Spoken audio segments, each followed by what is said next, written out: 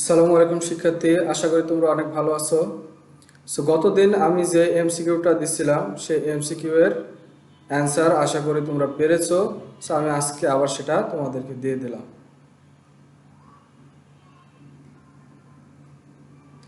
আজকে আমরা যেটা শিখব সংখ্যা পদ্ধতির রূপান্তর। সংখ্যা পদ্ধতির রূপান্তর আমাদের কেন লাগবে?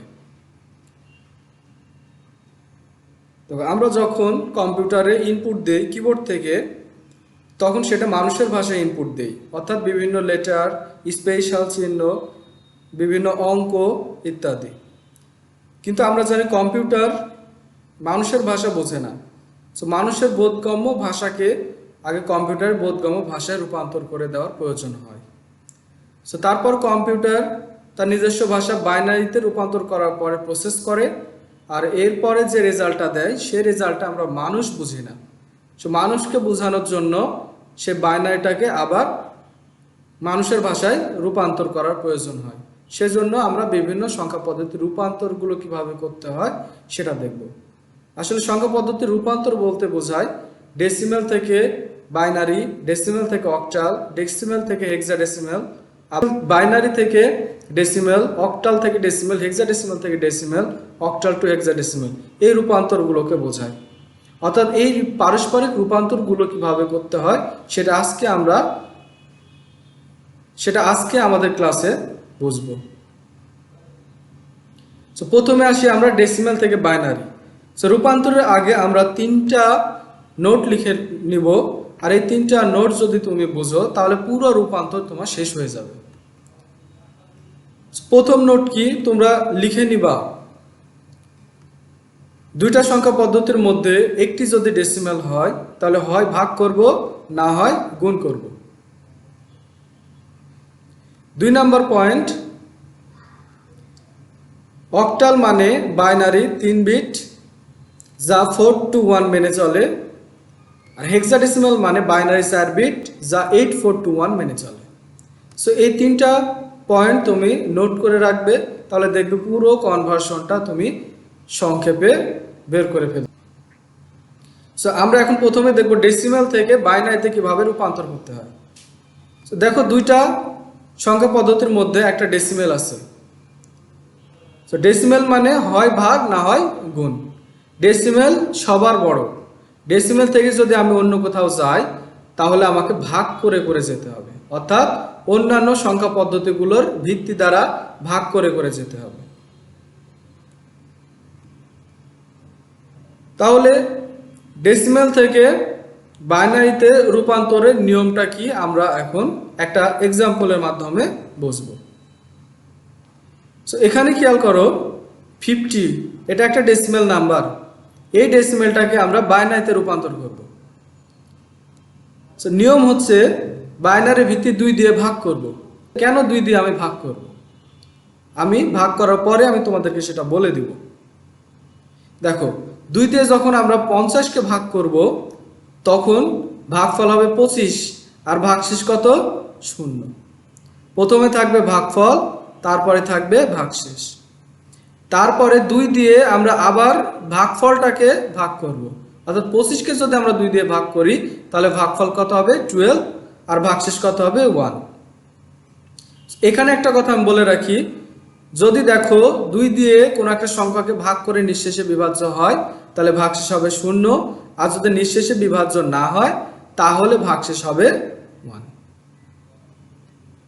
এভাবে আমরা 2 দিয়ে যদি 12কে ভাগ করি তাহলে হবে 6 ভাগফল, আর ভাগশেষ হবে 0। 2 দিয়ে যদি আমরা 6কে ভাগ করি তাহলে ভাগফল কত হবে? 3, আর ভাগশেষ 0। 2কে 3 দ্বারা ভাগ করলে ভাগফল 1, ভাগশেষ 1। 2 দিয়ে যখন আমরা 1কে ভাগ করব, কোনো একটা বড় সংখ্যা দিয়ে ছোট সংখ্যাকে ভাগ করা যায় না। যদি আমরা ভাগ করি তাহলে ভাগফল হবে 0, আর ভাগশেষ হিসেবে ছোট সংখ্যাটায় নেমে যাবে। তাহলে আমাদের অ্যান্সার কি? অ্যান্সার হচ্ছে নিচ থেকে আমরা ডান পাশেরগুলো উপরে সাজাবো। তো এখানে খেয়াল করো, তাহলে অ্যান্সার আমাদের কি হবে? নিচ থেকে যদি আমরা উপরে সাজাই তাহলে 1 1 0 0 1 0, এই যে এটা হচ্ছে আমাদের অ্যান্সার। So, এখানে খেয়াল করো নিচের যে ওয়ানটা আছে এই ওয়ানটাকে বলা হয় এমএসবি বিট, আর উপরে যে ওয়ান আছে এটাকে বলা হয় এলএসবি বিট। এখন আমরা দেখব এমএসবি কি আর এলএসবি কি। এমএসবির পূর্ণরূপ হচ্ছে মোস্ট সিগনিফিক্যান্ট বিট, আর এলএসবির পূর্ণরূপ হচ্ছে লিস্ট সিগনিফিক্যান্ট বিট। এখানে পরীক্ষাতে একটা এমসিকিউ থাকে এমএসবি এর পূর্ণরূপ কি, এলএসবি এর পূর্ণরূপ কি। এবার আসি যে এমএসবি কেন বললো নিচেরটাকে আর উপরেরটাকে কেনই বা এলএসবি বললো, সেটা বোঝার জন্য আমরা এখন একটা এক্সাম্পল দেখব। মনে করো 734, এটা হচ্ছে একটা ডেসিমাল নাম্বার যাকে আমরা বলি 734। সো এখানে খেয়াল করো ডান পাশে যে 4 আছে তার স্থানীয় মান কত, 10⁻0। মিডিলে যে 3 আছে তার স্থানীয় মান কত, 10⁻1। আর সর্ববামে যে স্থানীয় মান আছে তার স্থানীয় মান কত, 10⁻2। এবার বামে যতগুলো সংখ্যা থাকবে তাদের স্থানীয় মান 10 এর পাওয়ার আকারে বাড়বে। সো এখানে আমরা 10 কেন ইউজ করছি, কারণ এটা একটা ডেসিমাল নাম্বার আর ডেসিমাল নাম্বারের ভিত্তি হচ্ছে 10। সেজন্য আমরা স্থানীয় মানগুলো 10⁻0, 10⁻1, 10⁻2, 10⁻3 এভাবে শুরু করব। এবার এখানে আসো যে এই যে নাম্বার 110 এটা একটা বাইনারি নাম্বার। সো এই নাম্বারের 0 এর স্থানীয় মান 2⁻0, 1 এর স্থানীয় মান 2⁻1, এই 1 এর স্থানীয় মান 2⁻2। এখন আমরা কেন 2 ইউজ করলাম, কারণ বাইনারি ভিত্তি হচ্ছে 2, সেজন্য স্থানীয় মানগুলো 2 এর পাওয়ার আকারে বাম দিকে বাড়তে থাকবে। সর্বডানে যে বিটটা আছে তার স্থানীয় মান কত, 2⁻0 মানে 1। আর সর্ববামে যে বিট আছে 1 তার স্থানীয় মান কত, 2⁻2, যেটা সবচাইতে বেশি। সো এই কারণে ডান পাশের যে 0 আছে এটাকে বলছে এলএসবি, কারণ তার স্থানীয় মান সবচাইতে কম। আর বাম পাশে যে 1 আছে তার স্থানীয় মান কত, 2⁻2, যেটা সবচেয়ে বেশি। সেজন্য এটাকে বলছে মোস্ট সিগনিফিক্যান্ট বিট, আর ডান পাশেরটাকে বলছে লিস্ট সিগনিফিক্যান্ট বিট। আশা করি তোমরা এটা বুঝতে পেরেছো। এখন আমি তোমাকে প্রথমে বলেছিলাম 2 দিয়ে কেন ভাগ করতে হবে, কারণ 2 দিয়ে তুমি যদি যে কোনো সংখ্যাকে ভাগ করো না কেন ভাগশেষ সব সময় 0 এবং 1 আসবে, যা আমাদের বাইনারির অঙ্কসমূহ নির্দেশ করে। এখানে যদি 0, 1 এর বাইরে কিছু আসতো তাহলে কিন্তু সেটা বাইনারি সংখ্যা নির্দেশ করতো না। এখানে 3টা প্র্যাকটিস দেওয়া আছে, তোমরা অবশ্যই প্র্যাকটিসগুলো করবে। প্র্যাকটিসগুলো করলে ডেসিমেল থেকে বাইনারি এই সংখ্যাগুলোর রূপান্তর তোমার সহজ হয়ে যাবে। সো প্র্যাকটিস করবে এবং এর অ্যান্সারটা আমাকে কমেন্ট সেকশনে অবশ্যই কমেন্ট করে জানাবে।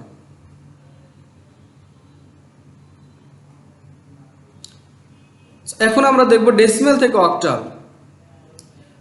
দেখো 2টি সংখ্যা পদ্ধতির মধ্যে একটি কিন্তু ডেসিমেল আছে, আর আমরা জানি ডেসিমেল সবার চেয়ে বড় এবং অক্টাল ডেসিমেলের চেয়ে ছোট। সো বড়টা থেকে যদি আমরা ছোটটাতে যেতে চাই তাহলে তার ভিত্তি দিয়ে ভাগ করে করে যেতে হবে। সো এটা আমরা একটা এক্সাম্পল দেখি।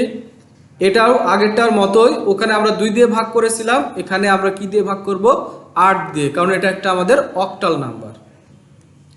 সো 50 কে যদি আমরা 8 দিয়ে ভাগ করি তাহলে দেখো ভাগফল কত হবে, 6। তাহলে ভাগশেষ কিভাবে বের করব, 6 এবং 8 গুণ করলে হয় 48, আর 48 থেকে 50 বিয়োগ করলে কত হবে, 2। এবার আমরা 8 দিয়ে আবার 6কে ভাগ করব। যেহেতু 8 দিয়ে 6কে ভাগ করা যায় না, কারণ হচ্ছে 6 ছোট নাম্বার, এই জন্য আমরা কি করব, ভাগফল 0 এবং ভাগশেষ কি হবে, যেটাকে ভাগ করলাম বা যে ছোট নাম্বারটিকে ভাগ করলাম সেটাই নেমে যাবে। তাহলে আমাদের উত্তর কি হবে, নিচ থেকে উপরে আমরা সাজাবো। সো নিচ থেকে যদি আমরা উপরে সাজাই তাহলে উত্তর কি হবে, 6, 2। 6 কে এখানে বলা হয় এমএসডি আর 2 কে বলা হয় এলএসডি। এমএসডি কেন বলছে, মোস্ট সিগনিফিক্যান্ট ডিজিট। তো বাইনারি প্রতিটি অঙ্ককে বলা হয় বিট, সেজন্য আমরা যখন বাইনারি বিটটা লিখছিলাম তখন এমএসবি এবং এলএসবি লিখেছিলাম। তো বাইনারি বাদে অন্য সংখ্যা পদ্ধতির অঙ্কগুলোকে বলা হয় ডিজিট, সেজন্য নিচের সবচেয়ে নিচের যে অঙ্কটা আছে তাকে আমরা বলবো এমএসডি, মোস্ট সিগনিফিক্যান্ট ডিজিট। সবচেয়ে উপরে যেটা থাকবে সেটার স্থানীয় মান যেহেতু সবচেয়ে কম, সেজন্য আমরা সেটাকে বলবো LSB. D, list significant digit. এখন আমাকে বলো 8 দিয়ে কেন ভাগ করব? কারণ 8 দিয়ে ভাগ করলে ভাগশেষ সবসময় 0 থেকে 7 এর মধ্যে থাকবে, যা আমাদের অক্টালের অঙ্ক নির্দেশ করে। আশা করি তোমরা বুঝতে পেরেছো। সো ডেসিমাল থেকে অক্টালের রূপান্তরের 3টা এক্সাম্পল দেওয়া আছে, তোমরা অবশ্যই এক্সাম্পলগুলো প্র্যাকটিস করে আমাকে কমেন্ট সেকশনে অ্যান্সারগুলো জানাবে। এবার আমরা দেখব ডেসিমাল থেকে হেক্সাডেসিমালের রূপান্তর। এখানে খেয়াল করো, আমাদের প্রথম যে 3টা পয়েন্ট আমি লিখে দিছিলাম তার মধ্যে 1 নম্বর পয়েন্ট কি ছিল, যে 2টার মধ্যে যদি একটা ডেসিমাল হয়। এখানে দেখো 2টার মধ্যে অবশ্যই একটা ডেসিমাল আছে। সো ডেসিমাল যেহেতু সবার বড়, ডেসিমাল থেকে যদি আমরা হেক্সাডেসিমালে যেতে চাই তাহলে আমাকে কত দিয়ে ভাগ করতে হবে? 16 দিয়ে, কারণ হেক্সাডেসিমালের ভিত্তি হচ্ছে 16। সো আমরা এখন একটা উদাহরণের মাধ্যমে এটা বুঝবো। সো এখানে খেয়াল করো 16, এটা একটা ডেসিমাল নাম্বার, এটাকে আমরা কি করব? হেক্সাডেসিমালে রূপান্তর করব। সো নিয়ম কি? নিয়ম হচ্ছে আগের মতোই আমরা 60কে 16 দিয়ে আগে ভাগ দেব। 16 দিয়ে যদি ভাগ দাও তাহলে ভাগফল কত আসবে? 3। আর ভাগশেষ কত হবে? 16 দিয়ে যদি আমরা 3কে গুণ করি তাহলে 48, আর 60 থেকে 48 বিয়োগ করলে হয় 12। এবার আসো 3কে আমরা 16 দিয়ে ভাগ করব। যেহেতু 16 বড় এবং 3 ছোট, সো ছোট সংখ্যাকে যেহেতু ভাগ করা যায় না, তাহলে ভাগফল কত হবে? 0। আর ভাগশেষ হিসেবে যে ছোট সংখ্যাকে ভাগ করব সেটাই নেমে যাবে। সো এখানে দেখো 3 নেমে গেছে। তাহলে আমাদের অ্যান্সার কি? নিচ থেকে আমরা উপরে সাজাবো। সো এখানে দেখো যে নিচে সর্বনিচে কি আছে? 3, সবচেয়ে উপরে আছে কি? 12। কিন্তু 12 কিন্তু আমরা লিখবো না। কেন লিখবো না? কারণ 12 আমাদের হেক্সাডেসিমালের কোনো অঙ্ক নয়। হেক্সাডেসিমালের অঙ্ক 0 থেকে 9, এ মানে হচ্ছে 10, বি মানে হচ্ছে 11, সি মানে 12, ডি মানে 13, ই মানে 14, এফ মানে 15। সো এখানে দেখো 12 দেওয়া আছে, তাহলে 12 এর কারেসপন্ডিং হেক্সাডেসিমাল ডিজিট কত? সি।